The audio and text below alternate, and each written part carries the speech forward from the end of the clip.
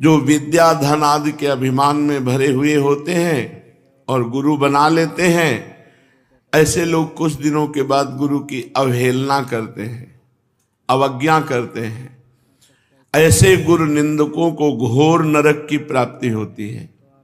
जो गुरु निंदक हैं, गुरु जी की निंदा करते हैं, गुरु जी की अवहेलना करते, सर्वनाश पक्का समझो। इससे ऐसे डरना चाहिए कि और हमें कहीं डर ही नहीं है, एकमात्र वैष्णव और गुरुदेव के चरणों का अपराध न बने, बस यही जीवन में कसौटी कस लो और जो गलती बनेगी सब क्षमा हो जाएगी। वैष्णव अपराध और गुरुद्रोह ये बहुत कठिन है। हे देवी, जो गुरु निंदक होता है उसकी कांति नष्ट हो जाती है।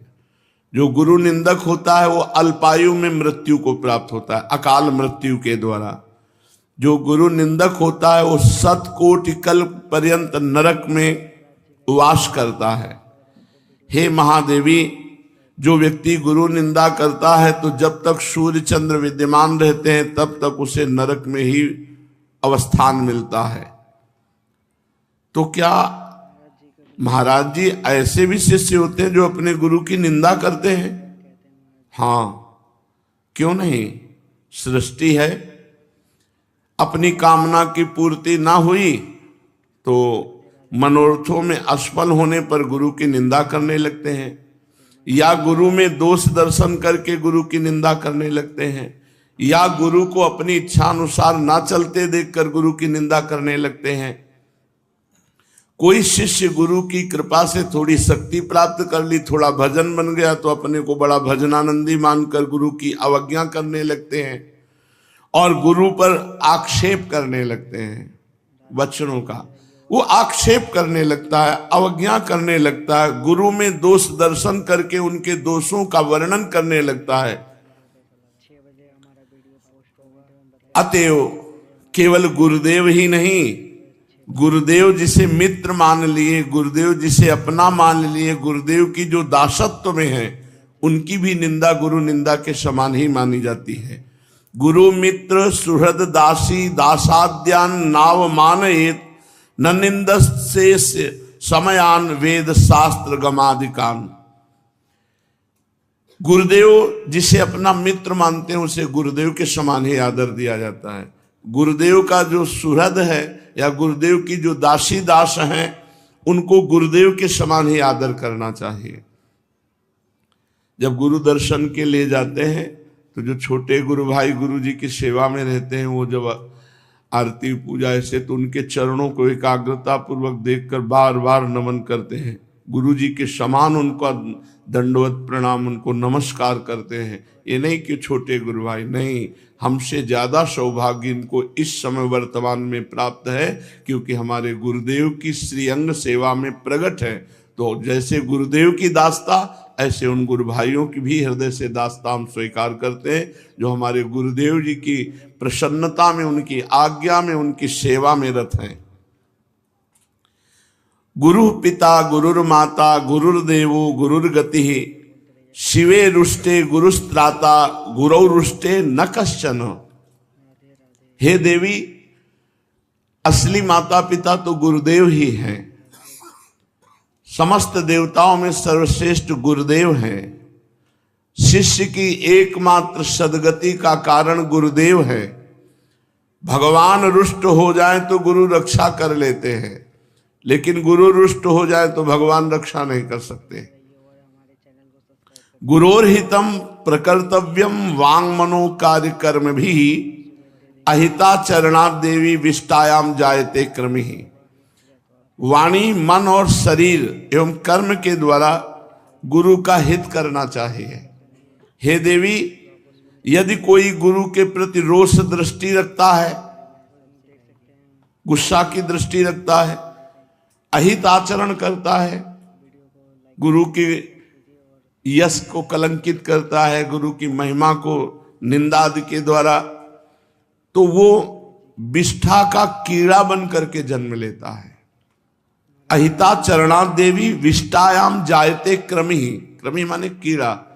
वो मल का कीड़ा, वो विष्ठा का कीड़ा बनता है जो अपने गुरु की अवज्ञा करता है, गुरु की महिमा को कलंकित करता है। अविद्यो वा सविद्यो वा गुरुरेव च दैवतम अमागस्थोपि मार्गस्था गुरुरेव सदागति। यदि गुरु पढ़े लिखे ना हो, अविद्वान हो, तो भी उन्हें भगवान की मूर्ति मानकर पूजा करे, और गुरु विद्वान हो तो क्या कहना है। पूज्य श्री उड़िया बाबा जी महाराज ने एक उदाहरण में बताया कि एक भगत भाव में ऊंचाई पर चढ़ने के लिए उसने गुरु वरण की इच्छा की, और उड़ीसा प्रांत में देवी की उपासना है, बंगाल उड़ीसा यहाँ देवी की उपासना है, भद्रकाली की। तो उन्होंने वरण किया एक गुरुदेव को, तो शराब के नशे में अशुद्ध मंत्र उच्चारण करके दे दिया। वो अशुद्ध मंत्र 1 वर्ष बड़ी नियमावली से गुरुचरण पूजा करके करता रहा। देवी जी प्रकट हुई, भद्रकाली जी, और कहा तुम्हारा गुरु पाखंडी है, वो मदिरा पीता है, ऐसा ऐसा कर। तो उन्होंने कहा माता जी हम आपको इष्ट मानते हैं, पर आप हमारे गुरु की निंदा करेंगी तो हम बिल्कुल नहीं सुन पाएंगे, आप बिल्कुल चली जाइए, हमें आपकी बिल्कुल आवश्यकता नहीं। तो उनका बेटा हम तुम्हारी गुरु भक्ति पर प्रसन्न है, पर तुम्हारा गुरु शराबी है, उसने अशुद्ध मंत्र दिया है। तो उनका अगर अशुद्ध मंत्र होता तो 1 वर्ष के जाप में आप कैसे प्रकट हो जाती। बहुत प्रसन्न हुई कि स्वयं इष्ट गुरु की अवहेलना कर रहा है तो उसे बर्दाश्त नहीं है, और अपने गुरु द्वारा अशुद्ध मंत्र को भी वो महान मान रहा है। तो माता जी बड़ी प्रसन्न हुई और कहा बेटा आज के बाद मैं सिद्ध होंगी तो इसी अशुद्ध मंत्र से सिद्ध होंगी। तो पूज्यपाद उड़िया बाबा ने कहा गुरु की निष्ठा इतनी परिपक्व होनी चाहिए कि इष्ट भी अवहेलना करे तो गुरु की निंदा या अवहेलना बर्दाश्त नहीं होनी चाहिए। जो गुरु की अवहेलना करता है, गुरु की अनादर वृत्ति रखता है, गुरु की महिमा में कलंक लगाता है, वो विष्ठा का कीड़ा बनता है। चाहे गुरु विद्वान हो या अविद्वान, अपने गुरु के प्रति कभी दोष दर्शन न करे। आयांतम अग्रतो गच्छेद गच्छन्तम तम अनुव्रजेत आसने सैने वापि न तिष्ठत अग्रतो गुरु अनुज्ञाम प्राप्य तिष्ठेत नैव साप मवाप्नुयात्। यदि गुरु सामने से आ रहे हैं, दिखाई दे रहे, तत्काल हाथ जोड़कर खड़े हो जाए।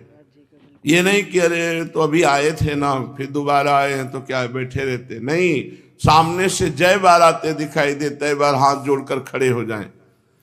गुरु यदि चल रहे हैं, आपको चलना है तो उनके पीछे पीछे चलो। गुरु की सैया, गुरु का आसन, गुरु की पादुका, गुरु का नहाया हुआ जल, ये लांघो नहीं, पैर से लांघो नहीं। गुरु यदि अनुमति न दे तब तक हाथ जोड़े खड़े रहो, जो अनुमति दे दे बैठ जाओ तो बैठ जाना चाहिए, पर गुरु के सामने कभी आसन पे नहीं बैठना चाहिए कि गुरु विराजमान है और आसन बिछा करके और हम उस पर बैठे हैं।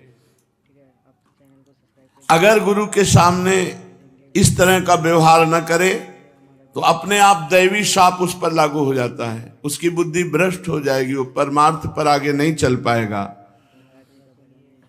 गुरुणा दर्शिते मार्गो मनः शुद्धिश्चकारेत गुरुणा सद सद्वापि यदुक्तम तन्न लंघयेत गुरोरग्रे न वक्तव्यो मसत्यवच्च कदाचन।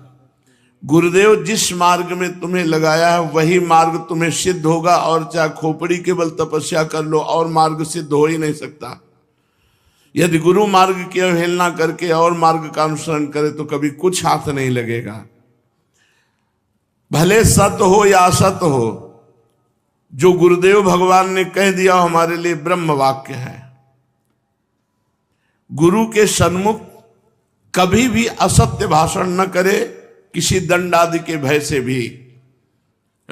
अपराध बन गया, झूठी हम बातें गढ़ के अपने को सत्य साबित कर लें, ऐसा नहीं। गुरुदेव पूछ रहे आपने ऐसा किया जी, अपराध बना जी, अब दंड दो, चाहे आप क्षमा कर दो, आपकी बात है, लेकिन हमने जो गलती की वो की। एक जगह विश्व में है जहां सत्य भाषण बिल्कुल नहीं करना चाहिए, वो गुरुदेव। गुरुदेव पूछे जैसी घटना, जैसी हृदय की स्थिति, जैसी जो बात हुई वैसी बता देनी चाहिए। गुरोरग्रे न वक्तव्यो असत्यंच कदाचन, कभी भी किसी भी प्रकार से गुरु के सामने असत्य भाषण नहीं करना चाहिए। श्री सद्गुरुदेव भगवान समस्त शास्त्रों के समूह के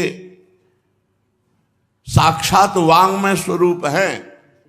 जितने शास्त्र हैं सब अक्षर शब्द स्वरूप ब्रह्म स्वरूप हैं, पर गुरुदेव के वचन सब शास्त्रों के शास्त्र हैं। गुरुदेव जो सीधी सादी भाषा में भी बोल दे वो हमारे लिए ब्रह्म सूत्र है, उसे तत्काल स्वीकार करना चाहिए। जब काल के समय गुरुदेव का ध्यान और गुरुदेव का नाम, इसके अलावा कभी भी बातचीत में या संबोधन में गुरुदेव का नाम नहीं लेना चाहिए। गुरुम नामनान भाषेत जब कालाद्रते प्रिय श्रीनाथ देव स्वामीति विवादे साधने वदेत।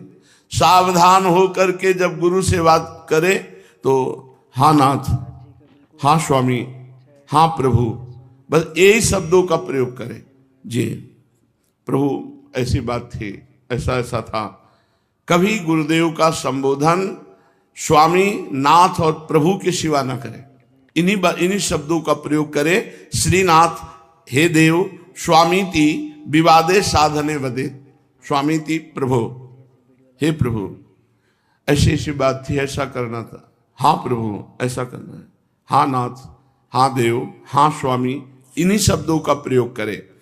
गुरु शय्यासनयानम पादुकोपानः पीठकम स्नानोदकम तथा छायाम लंघयेन्न कदाचन। गुरुदेव की शैया, गुरुदेव का आसन, गुरुदेव की पादुका, गुरुदेव का उपानह जूता, गुरुदेव का स्नान जल और गुरुदेव की छाया, इनका कभी उल्लंघन नहीं करा। अगर गुरु की छाया पड़ रही है तो परिक्रमा करके जाओ, ऐसे नहीं कि छाया को पैर से लांघ जाओ। गुरु की पादुका, गुरु की शैया, गुरु का जूता, गुरु का स्नान का